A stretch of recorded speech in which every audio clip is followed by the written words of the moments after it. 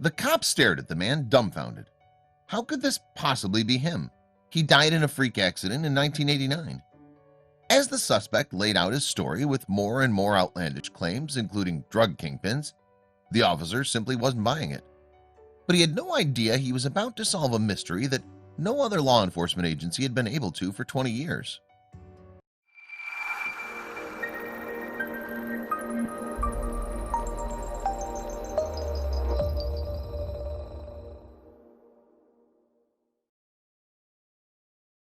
In September of 1989, Benny Hardin Wint and fiancée Patricia Hollingsworth were on the road from South Carolina to Daytona Beach.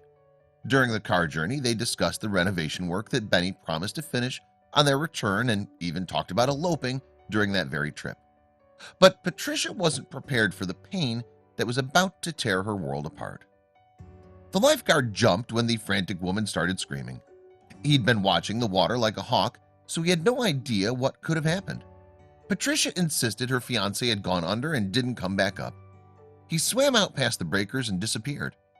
Rescuers searched desperately for days as Patricia felt powerless at home, but they were looking in the wrong place.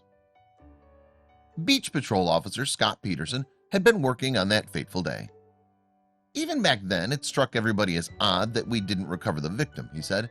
That almost never happens. Drowning victims usually wash up on the beach with the tide sooner or later, but in Benny's case, it would be very much later. Years passed and Patricia had given up hope. Some people had suggested that Benny had gotten cold feet about the wedding. Cops had interrogated her about his financial situation, drawing parallels with famous cases of hedge fund managers who disappeared.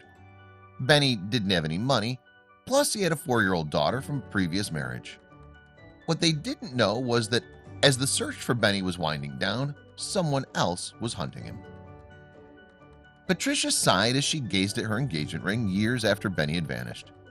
Whenever she did this, she would always hear noises in the house, and a flash of hope that Benny had returned would quickly leave her feeling empty again. Even if he just snuck in through the basement to get a few things, she would have liked to catch him in the act so she could ask him why. But Benny never materialized. He had truly been consumed by the sea that day.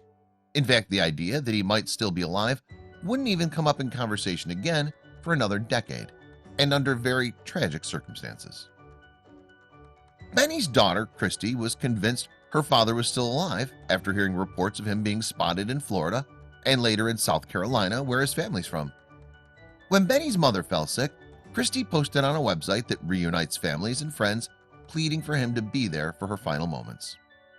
Doctors say she should have been dead a year ago, but they say she's holding on to one thing, Christy wrote. Christy believed her grandmother was waiting for Benny to return.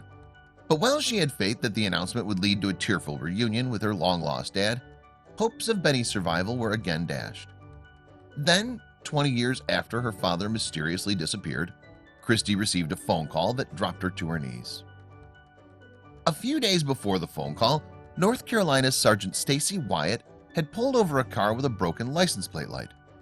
The officer booked the driver for not having a license and giving a fake name when William James Sweet didn't come up in the system.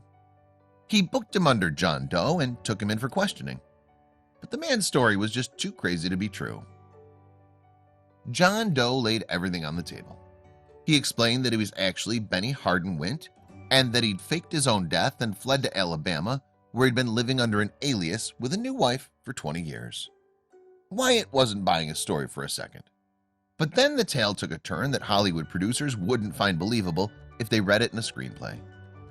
It turns out that the story was 100% true. It was kind of like a movie, Wyatt recalled of the far-fetched confession.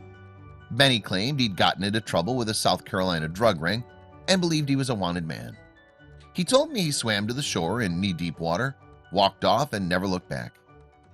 Upon further investigation, the police officer found no such history of Benny being wanted for a crime that serious.